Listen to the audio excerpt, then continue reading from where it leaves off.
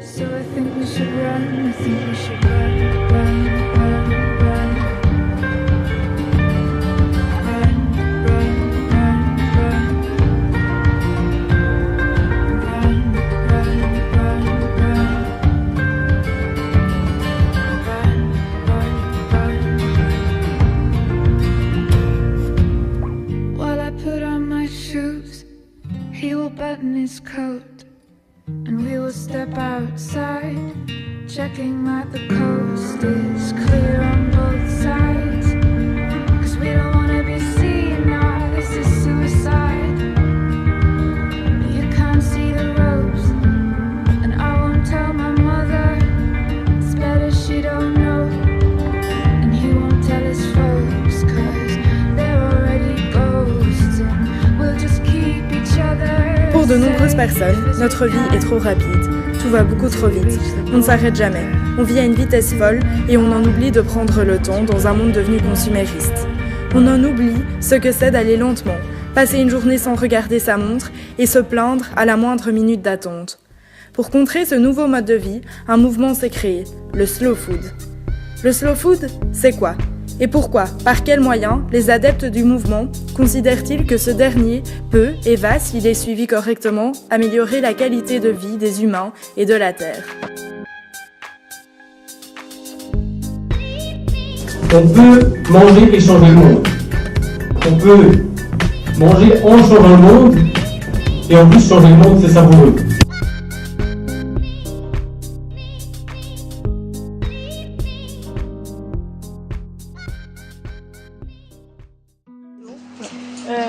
Connaissez-vous le concept du slow food?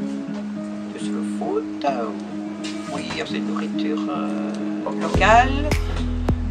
De manger de proximité et plutôt par des petites structures et pas des grosses firmes. Privilégier le local. Oui. Est-ce que vous considérez votre magasin comme un adepte du slow food? En grande partie, oui, parce que nos légumes, nos fruits viennent principalement de Belgique. Donc là, non, mais sinon, pour l'épicerie aussi, on privilégie toujours ce qui vient le plus près possible. Slow Food est un mouvement international et une association ouverte à tous. Les adhérents sont plus de 160 000 aujourd'hui dans le monde à se revendiquer éco-gastronomiques et à se retrouver au sein d'antennes locales appelées conviviales. Fondée dans les années 80 en réaction au développement exponentiel des fast-foods et de la malbouffe, autrement dit, Slow Food valorise la cuisine régionale de qualité ainsi que les produits associés. Combattre la standardisation des goûts et valoriser les traditions culinaires, encourager la diversité alimentaire, le choix d'une alimentation locale et saine, prôner le plaisir, la convivialité et l'art de vivre des repas pris ensemble. Il est inutile de forcer les rythmes de notre existence. L'art de vivre consiste à apprendre comment dédier du temps à chaque chose. Le mouvement Slow Food essaye de valoriser une alimentation qui est à la fois bonne, propre et juste. Donc en intégrant justement la dimension plaisir d'abord, le plaisir des saveurs, du goût, avec les conditions de ce plaisir qui sont le respect de la terre, de la nature, de la biodiversité pour avoir des produits savoureux, des produits sains, mais aussi le respect des paysans, des agriculteurs, des producteurs, sans lesquels on ne pourrait pas avoir des produits de qualité.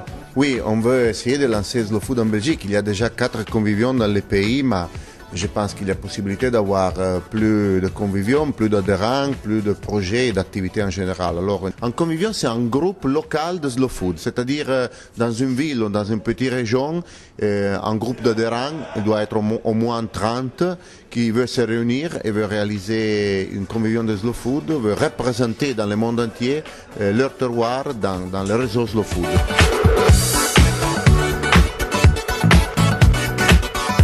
s'intéresser au territoire, au patrimoine, aux produits, aux recettes, au goût, à la diversité, je dis oui, évidemment. Moi, ça m'a toujours passionné. J'ai jamais conçu le fait de faire la cuisine sans savoir d'où ça vient. Quand là, je dis que je suis pas maître cuisinier, mais cuisinier, c'est parce que on n'est pas toujours maître de ce qu'on veut faire. Hein. Donc, il y a maintenant des gens, par exemple, qui sont cuisiniers, qui se disent cuisiniers mais qui savent rien faire. Parce que là, on a tellement industrialisé la technique de travail maintenant qu'il y a des produits qui sont pratiquement ce que j'appelle le prêt-à-porter culinaire. Des produits qui existent, il n'y a plus besoin d'être cuisinier. On peut très bien faire un très beau produit avec du chou-fleur ou avec du chou, qu'avec du homard. Hein. On n'est pas obligé de mettre du homard, du foie gras partout, ni des truffes pour que ce soit bien. Mais ce qui est important, c'est qu'avec un produit simple, on puisse faire des choses excellentes. Au quotidien, je fais de la cuisine bio pour pratiquement 400 couverts à 80% bio. Et je fais aussi qu'on tient la route. Pourquoi? Parce qu'on respecte la saison, parce qu'on respecte les produits et qu'on réduit les portions de viande pour augmenter les portions de légumes. C'est tout un calcul à faire, mais si on réétudie un petit peu, rééquilibre l'assiette intelligemment, on arrive à tenir la route et c'est pas forcément plus cher.